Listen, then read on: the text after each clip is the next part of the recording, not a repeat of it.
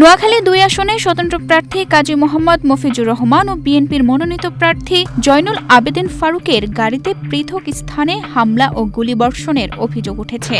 ৮ ফেব্রুয়ারি রোববার ৬:৩০ থেকে ৭:৩০টার মধ্যে সেনাবাগ উপজেলার বিভিন্ন এলাকায় এসব ঘটনা ঘটে। তবে ২ প্রার্থী অক্ষত রয়েছেন। জানা যায়, বিকেলে কালিবপুর ইউনিয়নের গণসংযোগ শেষে স্বতন্ত্র প্রার্থী কাজী মোহাম্মদ মফিজুর রহমান মাগরিবের নামাজ আদায় করতে দিলদার মার্কেটের একটি মসজিদে যান। নামাজ শেষ করে সন্ধ্যা ৬:৩০টার দিকে গাড়িতে উঠে পরবর্তী কর্মসূচির উদ্দেশ্যে রওনা হলে হঠাৎই একদল সন্ত্রাসী তাকে লক্ষ্য করে গুলিবর্ষণ করে এবং ইট পাটকেল নিক্ষেপ করে। ভবিষ্যৎ হোক নিরাপদ, বিনিয়োগ হোক বিশ্বস্ত, আর আমার পছন্দ সল্ট বে। ওয়েলকাম টু সল্ট বে। এতে তার গাড়ির কাঁচ ভেঙে যায়, তবে তিনি ও গাড়িতে থাকা তার সহযোগীরা অল্পের জন্য প্রাণে রক্ষা পান। এ ঘটনার পরপরই এলাকায় উত্তেজনা ছড়িয়ে পড়ে। হামলার প্রতিবাদে কাজী মফিজুর রহমানের কর্মী সমর্থকেরা সেনাবাগ বাজারে থানার মোড়ে বিক্ষোভ সমাবেশ করেন এবং হামলাকারীদের দ্রুত গ্রেফতারের দাবি জানান। কাজী মফিজুর রহমান অভিযোগ করে বলেন, তার গাড়িকে লক্ষ্য করে সরাসরি গুলি চালানো হয়েছে এবং এ ঘটনায় জড়িতদের অবিলম্বে আইনের আওতায় আনতে প্রশাসনের হস্তক্ষেপ কামনা করেন। প্রতিদ্বন্দ্বী একদল প্রার্থী নির্বাচনে নিজের পরাজয় বুঝতে পেরে এলাকার আইনশৃঙ্খলা পরিস্থিতি অবনতির দিকে নিয়ে যাচ্ছে। এমন পরিস্থিতিতে তিনি অন্য প্রার্থীদেরও টার্গেট করতে ছাড়ছেন না।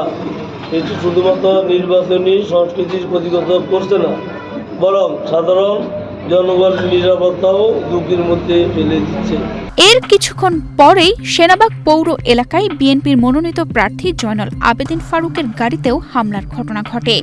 এতে এলাকায় আবারও উত্তেজনা সৃষ্টি হয়। হামলার প্রতিবাদে রাত ৮টার দিকে বিএনপির নেতাকর্মীরা সেনাবাগ পৌর এলাকায় বিক্ষোভ মিছিল বের করেন। উপজেলার সামনে দিয়ে একটা রাস্তা দিয়ে আমি আসছিলাম, তখন দেখি যে হাতে লাঠি ছোটা ওদের অফিসের সামনে। আমার ড্রাইভার বললো, স্যার সব কার্পুরিজার আপনার গাড়ি অ্যাটাক করতে পারে, আপনি স্টপ করেন। কিন্তু আমার গাড়ি কেন করবেন? আমি আসার সাথে সাথে আমার গাড়ি ইতিমধ্যে আপনারা দেখেছেন, সাংবাদিকরা ফটো সংগ্রহ করবেন, আমার সামনে বসা আমাকে ইটা মেরে আমার গাড়ির পিছনে এবং আমার গাড়িতে পিঠে আমি আস্তে আস্তে গাড়ি নামতে চেয়েছিলাম। আমার সিকিউরিটি বললো, নো স্যার, নামা যাবে না। তারপর আরো একটু সামনে আসলাম, হ্যাঁ, পাইলট স্কুলের সামনে, তখন তারা আবার আমার গাড়িতে ইট পাটকেল মারা শুরু করলো। এ বিষয়ে সেনাবাগ থানার ভারপ্রাপ্ত কর্মকর্তা মোহাম্মদ আবুল বাশার বলেন, স্বতন্ত্র প্রার্থী কাজী মফিজুর রহমানের গাড়ির হামলার ঘটনা ঘটেছে এবং গাড়িটি ক্ষতিগ্রস্ত হয়েছে, তবে গুলির বিষয়ে নিশ্চিত হওয়া যায়নি। জয়নুল আবেদিন ফারুকের গাড়িতেও হামলার অভিযোগও তদন্ত করে দেখা হচ্ছে। ঘটনাস্থলে পুলিশ মোতায়েন রয়েছে এবং এ ঘটনায় জড়িতদের শনাক্ত করে আইনের আওতায় আনতে পুলিশ কাজ করছে।